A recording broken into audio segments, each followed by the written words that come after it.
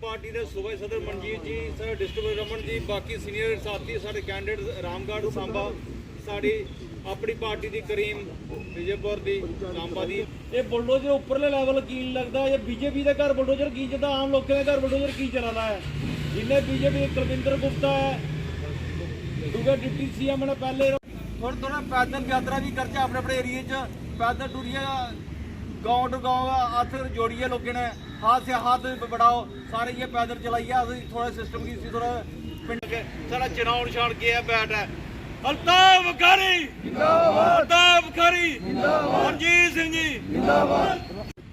ਜਾਂ ਕਿਸੇ किस्म की होर परेशानी होए वो साथी महीने की पहली तरीक इत्थे आंदे ने और अपनी परेशानी जिहड़ी है वो लीडरशिप के नोटिस च लियाते ने और फिर उस परेशानी का निवारण करने वास्ते अस पूरा प्रयास करने आ।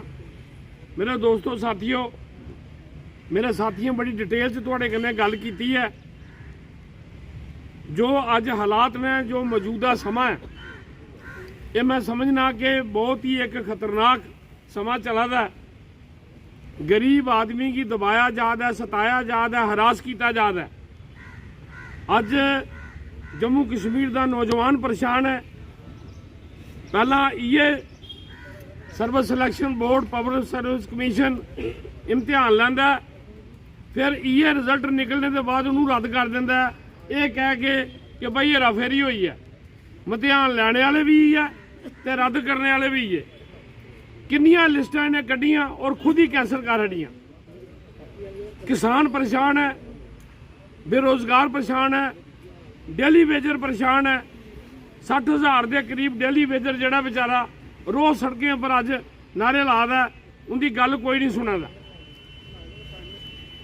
एक नवा आर्डर जिहड़ा इन्हें पिछे कढ़िया कि जिहड़े भी ओल्ड एज, हैंडीकैप, विडो उनदियां पेंशनां बंद कर दियां, ये कह के कि दोबारा अपने सर्टिफिकेट रिन्यू करो। हुण ओह जिहड़ा एक हैंडीकैप चल फिर नहीं सकता, घर दे लोग जिहड़े ने उन्होंने गड्डी च बिठा के हस्पताल लै जांदे ने, अगे डॉक्टर नहीं मिलते, डॉक्टर को टाइम नहीं होंदा, ऑनलाइन सिस्टम रखिया दा। 80-80 साल की बजुर्ग माता जिहड़ी है वो हस्पतालों के दरबदर होवे दे, खज्जल होवे दे। मतलब समझ नहीं आ रही कि किस किस्म की सरकार है। बाहर के अफसर यूपी बिहार तो आके इस रियासत की जड़ा चला देना, इस रियासत की गुमराह करा देना कि अगर तो सरकार की जमीन तरक्की वास्ते चाहिए है, अगर सरकार की वो जमीन अस्पताल बनाने वास्ते है, सरकार की वो जमीन सड़क बनाने वास्ते है, सरकार की वो जमीन कोई स्कूल बनाने वास्ते है, या कुछ भी सरकारी काम वास्ते चाहिए है, फिर तो मनिया जा सकता है कि सरकार कुछ को जमीन कढ़ा। लेकिन ये बॉर्डर इलाका जिथे लोग जमीन आबाद की, जंगल आबाद किए, ये आखते नहीं जी इतने हम तुम जगह छड्ड दो।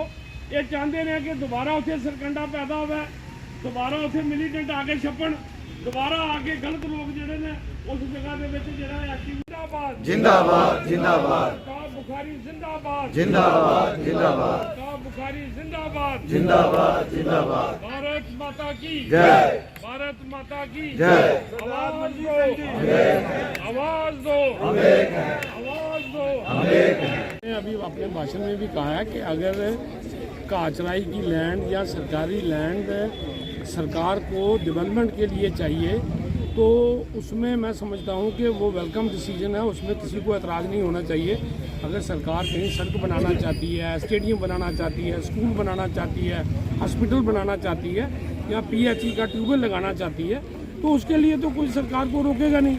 लेकिन अब खामखा किसी के पास 2 कनाल है, किसी के पास 3 कनाल है और वो बेचारा वहाँ फसल लगा रहा है। ख़ास तौर पे जो हमारा बॉर्डर बेल्ट है, यहाँ ये देवक बसंतर के साथ जो ज़मीनें हैं जो लोगों ने काश्त की थी और उस वक्त की सरकार ने कहा था कि ये सरकंडा यहाँ पैदा होता है, यहाँ मिलिटेंटों के छुपने की जगह बनती है तो इसको आबाद करो। अब लोगों ने आबाद किया है उसको बड़ी मेहनत करके, बुज़ुर्गों ने वहाँ पिछले 30-40 साल से उस लैंड को फर्टाइल किया है और वहाँ फसल लगाते हैं, वहाँ वो सब्जी पैदा करते हैं। वो सरकार को किसी और काम के लिए चाहिए नहीं, तो उस पर अब लोगों को तंग करना, उस पर लोगों को हरास करना, गरीब लोगों के पास जिनके पास ज़मीन ही कोई नहीं, बेज़मीने लोग हैं। ख़ास तौर पे जो हमारे इलाके में जो वेस्ट पाकिस्तान से लोग आए क्योंकि उनके पास पहले स्टेट सब्जेक्ट नहीं था, उनके पास अधिकार नहीं था ज़मीन खरीदने का। वो जहाँ आके बैठे वो सरकारी ज़मीनों पे बैठे, आज ये उनसे भी खाली करवा रहे हैं। तो मैं समझता हूँ कि ये ज़ाती हो रही है लोगों के साथ। पेंशन लोगों की बंद कर दी, 80-80 साल के बुजुर्ग अस्पतालों में खजल हो रहे हैं। हैंडीकैप लोग जो हैं, जो बेचारे 75% से ज़्यादा हैंडीकैप हैं, आज वो रोज़ अस्पतालों के चक्कर लगा रहे हैं। समझ नहीं आ रही कि ये सरकार की पॉलिसी क्या है, क्यों लोगों को तंग कर रहे हैं, क्यों लोगों को हरास कर रहे हैं। ये लोगों का असली मुद्दों से ध्यान भटकाना चाहते हैं। असली मुद्दे बेरोजगारी के हैं, असली मुद्दे महंगाई के हैं, असली मुद्दे रिश्वतखोरी के हैं, जिस पे ये सरकार कुछ नहीं कर रही। अलबत्ता लोगों का ध्यान बटाने के लिए ये जो है गरीब लोगों को तंग कर रही है। लोग इसका जवाब जब भी चुनाव होगा, इसलिए तो ये चुनाव नहीं कर रहे, इसलिए तो ये डर रहे हैं कि हमारी नीतियां लोगों के खिलाफ हैं, हम चुनाव में जाएंगे किस मुंह के साथ। लेकिन अल्टीमेटली इनको चुनाव कराना पड़ेगा और उस वक्त लोग ये जो आज गुंडागर्दी एडमिनिस्ट्रेशन कर रही है, इसका जवाब लोग वोट डाल के देंगे।